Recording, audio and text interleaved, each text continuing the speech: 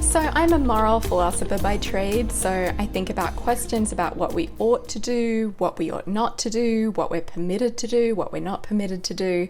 And as someone who pursues those questions through a feminist lens, I'm particularly interested in questions about what it's not the case that we ought to do. So ways in which socially we might be laboring under a delusion that we're obligated to do something that we're not obligated to do in moral reality. So as women, for example, we might feel obligated to smile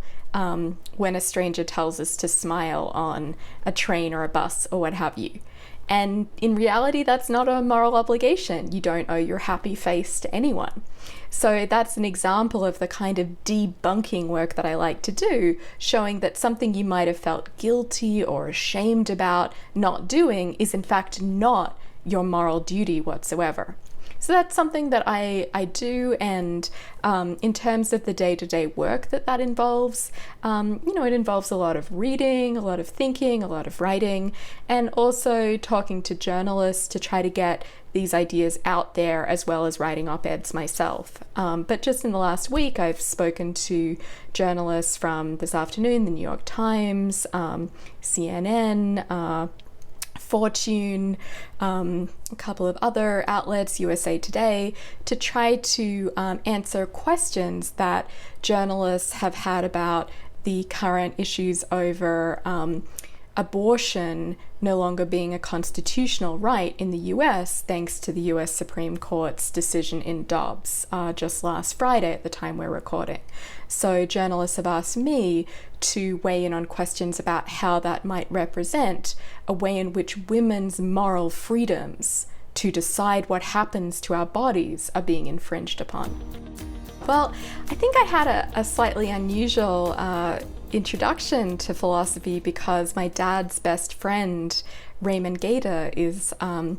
really wonderful and well-known philosopher. And he and my dad thought from quite a young age that I had a kind of an interest in philosophical questions. I think that was probably wishful thinking when I was just 5 years old, but whatever the case, they made me have a sense of myself as someone who might be interested in these deep questions about the nature of existence and the nature of morality and thinking about thinking. And so it was really from quite a young age that I had a sense that philosophy might be a path I wanted to take later in life, which was a wonderful opportunity to think of myself as a serious thinker even from a young age. So although I didn't necessarily expect to be an academic philosopher from the outset, it's also something that was always made available to me as a possibility growing up, which, as I said, was a really wonderful gift from both my parents, both of whom are public intellectuals in Australia. They both really encouraged me to explore this interest in these big, deep, difficult questions that never really get answered, but in a way the point is to have more and more intelligent, fruitful disagreements over them. And they were the kinds of disagreements that we would often engage in this wonderful way over the dinner table. Yeah, no, I really appreciate that question because one of the things about thinking and writing as I do about misogyny is that, as I sometimes say, misogyny is a self-masking problem. So trying to expose it often attracts more of it to the person who's speaking out against misogyny. Something which, I think is probably salient at the moment in the Australian context too. But in my small way, as I speak out against misogyny from admittedly a very privileged position, I really take comfort in the fact that even if I'm not necessarily convincing people who are being abusive or overtly hostile online, the hope is that, those witnessing it who might otherwise be silenced can see that not only is silence not compulsory, it's in a way not an option, given the injustices we're facing. I was thinking about this question in terms of speech and getting used to the sound of your own voice. I think there's something really powerful in getting used to using your voice in whatever way that works for you, whether it be in writing, whether it be in public speaking, whether it be in having a certain presence on social media,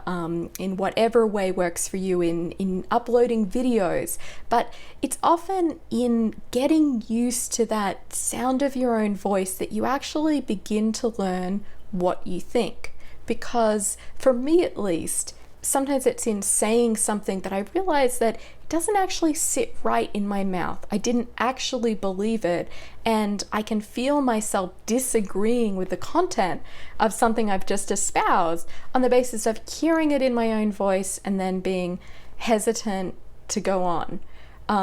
So I really encourage, people who are, say, starting off in academia, if you go to a talk, ask a question of the speaker, even if you're worried you might say the wrong thing, or even if you're not quite sure of what you think yet, view it as an opportunity to learn to hear your own voice, learn to listen to yourself speak, and learn to really try to examine whether you think the thing that you've just said. Because for me, at least, that's been a powerful tool to gradually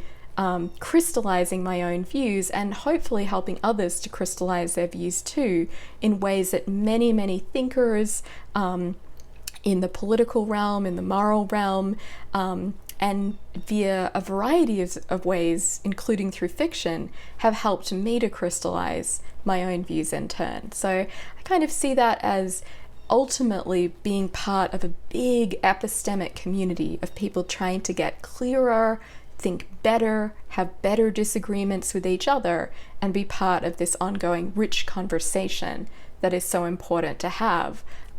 as part of the humanities and beyond, and as part of public life more broadly.